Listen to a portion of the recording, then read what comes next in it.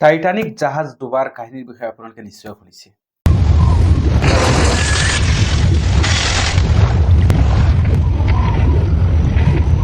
যে টাইটানিক জাহাজখন ইমান বিশাল বহুল জাহাজ এখন সাগৰত ডুবিছিল।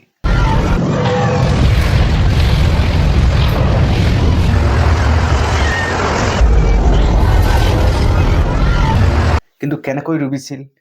এইখন দুবাৰ ৭৩ বছৰ অৰ্থাৎ 73 ইয়াৰ্ছলৈকে কোনেও গম পোৱা নাছিল যে ক'ত আছে বা ক'ত ডুবিছিল টাইটানিক জাহাজখন, আৰু কিয় ডুবিছিল, কিমান মানুহৰ মৃত্যু হৈছিল, কিয় ইমান ডাঙৰ এক ঘটনা সংঘটিত হৈছিল টাইটানিক জাহাজৰ লগত। ইমান বিশাল বহুল জাহাজ, এখন জাহাজে কৈছিল যে কেতিয়াও নুডুবে জাহাজখনৰ, তাৰপিছত জাহাজখন ডুবি গৈছিল। আজিৰ এই ভিডিঅ'টোত আমি জানিম যে টাইটানিক জাহাজখন কেতিয়া ডুবিছিল, কেনেকৈ ডুবিছিল, কি কাৰণত ডুবিছিল, আৰু ৭৩ বছৰলৈকে কিয় টাইটানিক জাহাজখনক পোৱা নাছিলে, বিচাৰি উলিয়াব পৰা নাছিলে। আজিৰ এই ভিডিঅ'টোত সম্পূৰ্ণ জানিম। তো আপোনালোকলৈ ৰিকুৱেষ্ট থাকিল, যদি আপোনালোকে প্ৰথমবাৰ মোৰ পেজত বা ইউটিউব চেনেলত ভিডিঅ'টো চাইছে, ইউটিউব চেনেলটো ছাবস্ক্ৰাইব কৰি ল'ব আৰু লগতে এটা লাইক কৰি দিব। 1912 চনৰ 15 এপ্ৰিল তাৰিখে টাইটানিক জাহাজখন ডুবিছিল, আৰু ইয়াৰ পিছত 1985 চনত টাইটানিক জাহাজখনক বিচাৰি উলিয়াব পাৰিছিল যে টাইটানিক জাহাজখন ক'ত আছে। কিন্তু টাইটানিক জাহাজখনক বিচাৰি উলিওৱাৰ প্ৰায় ৩৫ বছৰ পিছতো টাইটানিক জাহাজখনক সাগৰৰ থলীৰ পৰা উলিয়াব পৰা নাছিল, বা সেইখিনি ক্ষমতা নাছিল, বা সেইখিনি সম্ভৱ হোৱা নাই। আমি আজিৰ এই ভিডিঅ'টো জানিম যে টাইটানিক জাহাজখন বিচাৰি পোৱাৰ পিছতো কিয় এই জাহাজখনক সাগৰৰ থলীৰ পৰা উদ্ধাৰ কৰিব পৰা নাই, কিয় সম্ভৱ নহ'ল যে টাইটানিক জাহাজ ইমান ডাঙৰ জাহাজখন কিয় পানীৰ থলীৰ পৰা ওপৰলৈ আনিব পৰা নগ'ল। 1912 চনত যেতিয়া টাইটানিক জাহাজখন ডুবিছিল, তেতিয়া বহুতো বৈজ্ঞানিকে বিচাৰি উলিয়াইছিল যে আচলতে বিচাৰিব চেষ্টা কৰিছিল টাইটানিক জাহাজখন কেনেকৈ বিচাৰি উলিয়াব পৰা যায়, কেনেকৈ এখন উদ্ধাৰ কৰিব পৰা যায় পানীৰ থলীৰ পৰা। কিন্তু বহুতো মিছন কৰা হৈছিল, কিন্তু মিছন ফেইল হৈ গৈছিল। টাইটানিক জাহাজখন উদ্ধাৰ কৰা সম্ভৱ নহ'ল, বা টাইটানিক জাহাজখন উদ্ধাৰ কৰিব নোৱাৰিলে। তাৰপিছত অৱশেষত 1985 চনত এজন আৰ্কিঅলজিষ্ট আৰু এজন আমেৰিকান নেভীয় অফিচাৰ ৰবাৰ্ট অৰ্গিলে টাইটানিক বিচাৰিবলৈ আৰম্ভ কৰিলে, আৰু তেওঁলোকে গম পালে যে টাইটানিক এতিয়া ক'ত আছে বা কেনে অৱস্থাত আছে। আৰু তেওঁলোকে টাইটানিক বিচাৰি পোৱাৰ পিছতে বহুতো ৰহস্য ফাদিল হ'ল। যেতিয়া তেখেতসকলে টাইটানিক জাহাজখন বিচাৰি উলিয়াইছিল, তেতিয়া বহুতো ৰহস্য ফাদিল হ'ল। আপোনালোকৰ মাথা ঘূৰাই যাব যদি আপোনালোকে এইখিনি শুনে। টাইটানিক জাহাজ সাগৰৰ ১২,০০০ ফুট গভীৰত ডুবিছিল। টাইটানিক জাহাজখন সাগৰৰ ১২,০০০ ফুট গভীৰত ডুবিছিল। অফিচিয়েল ৰিপৰ্ট মতে জাহাজখন ডুবাৰ আগতে সম্পূৰ্ণ ভাল হৈ আছিল, একো প্ৰব্লেম হোৱা নাছিল। আৰু জাহাজখন ডুবাৰ লগতে দুটা ভাগত ভাঙি গ'ল বা চুৰমাৰ হৈ গ'ল দুটা ভাগত। টাইটানিক দ্য নিউ এভিডেন্সৰ মতে টাইটানিক জাহাজখন বৰফত খুন্দা মৰাৰ বাবে ডুবা নাছিল। ইয়াৰ মতে টাইটানিকৰ ইঞ্জিনত জুই লগাৰ বাবেহে টাইটানিক জাহাজখন ডুবিছিল। এই জাহাজখন পানীৰ পৰা উলিয়াবলৈ বহুতো চেষ্টা কৰা হৈছিল, কিন্তু সকলো চেষ্টা বিফল হৈছে, এটাও চেষ্টা সফল হোৱা নাই। আজিৰ ইমান এডভান্স টেকনলজি থকাৰ পিছতো টাইটানিক জাহাজখন কিয় পানীৰ থলীৰ পৰা, সাগৰৰ থলীৰ পৰা উদ্ধাৰ কৰিব পৰা নগ'ল?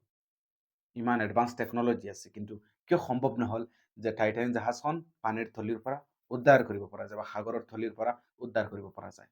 সাধাৰণ সাগৰৰ থলীৰ পৰা যেনেকৈ জাহাজ উদ্ধাৰ কৰা হয়, টাইটানিক জাহাজখন তেনেকুৱা টাইপত নহয়, বা তেনেকুৱা সম্ভৱ নহয় যে সাধাৰণ এই ধৰি লওক সাগৰৰ পৰা যেনেকৈ জাহাজ উদ্ধাৰ কৰা হয় তেনেকুৱা সম্ভৱ নহয়। কিয়নো জাহাজখন দুটা ভাগত বিভক্ত হৈ গৈছিল, বা ভাঙি দুটা ভাগত বিভক্ত হৈ গৈছিল।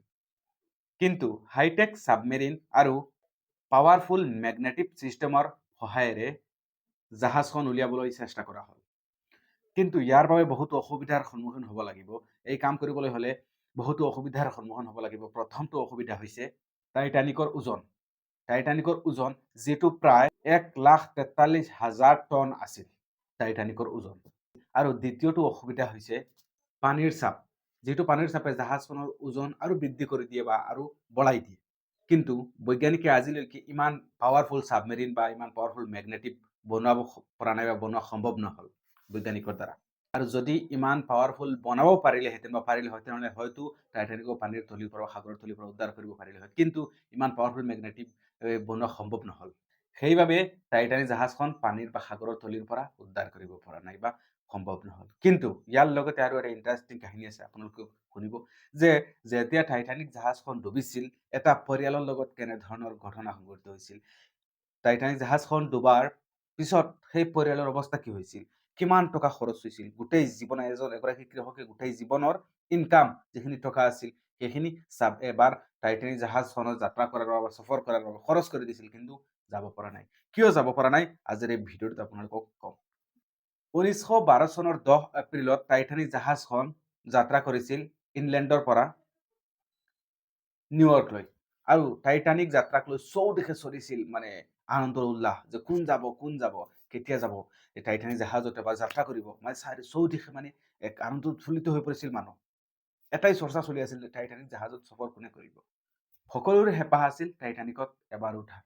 সকলোৱে সপোন দেখিছিল যে টাইটানিকত এবাৰ উঠিব লাগে। ইমান নামি দামী এখন জাহাজ, যিখন জাহাজ জীৱনত কেতিয়াও ডুবি নাযায় বুলি কৈছিলে। মানুহৰ মানে সেইখন মানে এখন দেখাত কিমান ধুনীয়া আছিল, লাক্সাৰী আছিল সেই জাহাজখন। মানুহে ভাবিছিলে যে এবাৰ এই জাহাজখনত উঠিব লাগে, এই জাহাজখন এবাৰ উঠি যাত্ৰা কৰিব লাগে।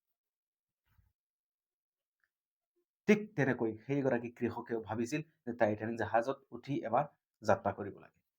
সেই গৰাকীৰ ঘৰ আছিলে স্কটলেণ্ডত। তেখেতৰ 5টাকৈ সন্তান আছিলে, ল'ৰা ছোৱালী 5টা আছিলে। স্কটলেণ্ডত ঘৰ আছিলে সেইগৰাকী কৃষকৰ। তথাপিও হেঁপাহ আছিল এবাৰ টাইটানিকত উঠাৰ, যে টাইটানিকত এবাৰ উঠিব লাগে। আৰু সেই কৃষকজনেও সপোন দেখিছিল যে টাইটানিকত মোৰ পৰিয়ালৰ সৈতে ফুৰিবলৈ যাব লাগে নিউয়ৰ্কলৈ। আৰু 7টা টিকট কৰিছিল। ল'ৰা ছোৱালী 5টা আৰু তেখেত হাজবেণ্ড ৱাইফ 2গৰাকী। 7টা টিকেট কৰিছিল। আৰু এই টিকেটবোৰ আছিল নন ৰিফাণ্ডেবল, যে টকাবোৰ ঘূৰাই নাপায়। আজি টিকেট কৰি লৈছে, ধৰি লওক অহাকালি কয় যে মই নাযাওঁ, মোৰ টকাখিনি ৰিফাণ্ড কৰি দিয়ক, নহয়। নন ৰিফাণ্ডেবল টিকেট কৰিছিলে 7টা। আৰু ফাৰ্মাৰ বা খেতিয়কগৰাকীৰ নাম আছিল উইলিয়াম ক্লাৰ্ক। আপোনালোকে গুগল কৰি চাব পাৰে, উইলিয়াম ক্লাৰ্ক সেই খেতিয়কগৰাকীৰ নাম আছিল। আৰু যাত্ৰাৰ কেইদিনমান আগতে উইলিয়াম ক্লাৰ্কৰ সৰু ল'ৰাটো কুকুৰে কামুৰিলে। কুকুৰে কামোৰাৰ লগে লগে উইলিয়াম ক্লাৰ্কে ভাবিছিলে যে এতিয়া যাত্ৰালৈতো যোৱা সম্ভৱ নহয়, কিয়নো সেই সময়ত ৰেবিজৰ আতংক আছিল। আৰু ৰেবিজ আছিল এবিধ ভাইৰাছ। আৰু সেই সময়ত স্কটলেণ্ডত এটা নিৰ্দেশ আছিল যে যদি কাৰোবাক কুকুৰে কামোৰে তেনেহ'লে কোৱাৰেণ্টাইনত থাকিব লাগে। আৰু তেখেতসকলক 15 দিনৰ কোৱাৰেণ্টাইন দিয়া হৈছিল। কুকুৰে কামুৰিছিলে যিহেতু পৰিয়ালৰ মানুহ গৈ কোৱাৰেণ্টাইনত আছিলে 15 দিনৰ বাবে কোৱাৰেণ্টাইনলৈ গৈছিলে। কুকুৰে কামুৰিলে কোৱাৰেণ্টাইন থাকিব লাগিছিল, আৰু সেইবাবে 15 দিনৰ কোৱাৰেণ্টাইন দিয়া হৈছিল তেখেতসকলক। আৰু পৰিয়ালৰ সকলো গৈ কোৱাৰেণ্টাইনত আছিলে, 15 দিনৰ বাবে কোৱাৰেণ্টাইনলৈ গৈছিলে। আৰু যেতিয়া জাহাজখন গুচি গৈছিলে নিউয়ৰ্কলৈ, তেতিয়া উইলিয়াম ক্লাৰ্কে সাগৰৰ পাৰত বহি কান্দিছিলে যে মই গোটেই জীৱনত ইনকাম কৰা টকা সকলোখিনি টিকট কাটি লৈছিলোঁ বা টিকট কৰিছোঁ, কিন্তু যাব পৰা নাই। সাগৰৰ পাৰত বহি কান্দি আছিলে যে সম্ভৱ নহ'ল, মই যাব পৰা নাই। সাগৰৰ পাৰত বহি কান্দি আছিলে উইলিয়াম ক্লাৰ্কে। আৰু জাহাজখন গ'ল আৰু তেখেত কোৱাৰেণ্টাইনলৈ আহি গ'ল। কিন্তু 5 দিন পিছত যেতিয়া খবৰ পালে যে টাইটানিক জাহাজখন সাগৰৰ ধৰিলৈ গৈছে বা ডুবি গ'ল, টাইটানিক জাহাজত থকা হাজাৰৰ অধিক মানুহৰ মৃত্যু হৈছে, তেতিয়া উইলিয়াম ক্লাৰ্কে মূৰত হাত দিলে। হাত দি এটা কথা ভাবিলে যে কি হ'ল মোৰ লগত। মোৰ সৰু ল'ৰাটোক যেতিয়া কুকুৰে কামুৰিছিলে, তেতিয়া তেখেতে সৰু ল'ৰাটোক লৈ বহুত বেয়া ভাবিছিলে, গালি দিছিলে যে তোৰ কাৰণে আমি যাব পৰা নাই। তেতিয়া তেখেতে সৰু ল'ৰাটোক সাৱটি ধৰিছে যে তোৰ ওপৰত মই বহুত বেয়া ভাবিছিলোঁ, মই গালি পাৰিছিলোঁ, কিন্তু যদি কুকুৰটোৱে যদি তোক নাকামুৰিলে হয় বা নেকামুৰিলে হয়, তেতিয়াহ'লে আমিও আমাৰ পৰিয়াল 7জন বৰ্তমান সাগৰৰ থলীত থাকিলো হয়, মৃত্যু বৰফৰ নিচিনা হৈ উপংগিত থাকিলো হয়। কুকুৰটো খেদি আছিলে, কুকুৰটোৱে কিয় কামুৰিছিল, কুকুৰটোক কৈ সাৱটি ধৰিছিল যে কুকুৰটোৱে যদি সেই ল'ৰাটোক যদি নেকামুৰিলে হয়, তেনেহ'লে আজি পৰিয়ালৰ 7গৰাকী ব্যক্তি টাইটানিক জাহাজৰ লগত গৈ বৰফৰ নিচিনা হৈ উপংগি থাকিলে হয় পানীত। টাইটানিক জাহাজৰ লগত আচলতে টাইটানিক জাহাজৰ আপোনালোকে বহুতো ঘটনা শুনা পাইছে, কাহিনী শুনা পাইছে, কিন্তু এইখিনি যদি প্ৰথমবাৰ শুনা পাইছে, আপোনালোকে চেনেলটো ছাবস্ক্ৰাইব কৰি লওক। আশা কৰোঁ আপোনালোকক ভালদৰে বুজাব পাৰিছোঁ যে টাইটানিক জাহাজ ডুবিছিল কেতিয়া, আৰু কিয় টাইটানিক জাহাজখন এতিয়ালৈকে উদ্ধাৰ কৰিব পৰা নাই। আৰু এটা পৰিয়ালৰ লগত উইলিয়াম ক্লাৰ্কৰ পৰিয়ালৰ লগত কেনেধৰণৰ ঘটনা ঘটিছিল। তো এইটোৰ পৰা মই আৰু এটা কথা আপোনালোকক বুজাব বিচাৰিছোঁ যে আমি জীৱনত কেতিয়াবা এটা এনে ভাবোঁ যে এটা এক্সপেক্ট কৰিলোঁ এটা বস্তু যে এইটো বস্তু মোৰ লাগে, এইটো মোৰ লাগিব এতিয়া। সেইটো আমাৰ কাৰণে কিমান হানিকাৰক আমি নিশ্চয় গম নাপাওঁ। সেইটো আমাৰ লাগিবই, মানে এইটো লাগে। যিকোনো এটা বস্তু ধৰি লওক ক'ৰবাত যাব, কোনোবা বস্তু লাগে, কোনোবা বস্তুৰ সপোন দেখিছে, কোনোবা এখন গাড়ীৰ সপোন দেখিছে, মানে লাগিবই।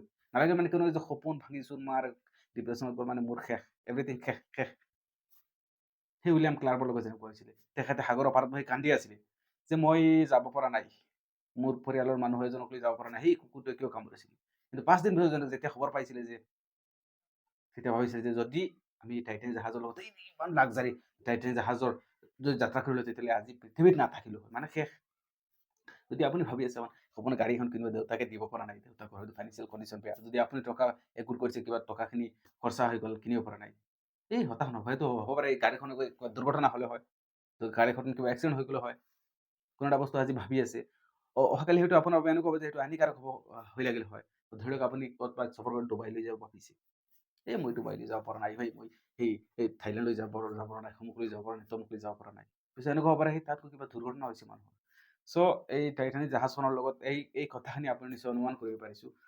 যে কেতিয়াবা এনেকুৱা হ'ব পাৰে যে আমি কিবা এটা এক্সপেক্ট কৰিছোঁ বা আশা কৰিছোঁ, সেইটো আমি পোৱা নাই। হয়তো মানে সেইখিনি আচলতে আমাৰ বাবে নহয় বা যিখিনি এক্সপেক্ট কৰিছোঁ সেইখিনি আচলতে কমফৰ্টেবল নহয় বা ফিট নহয়।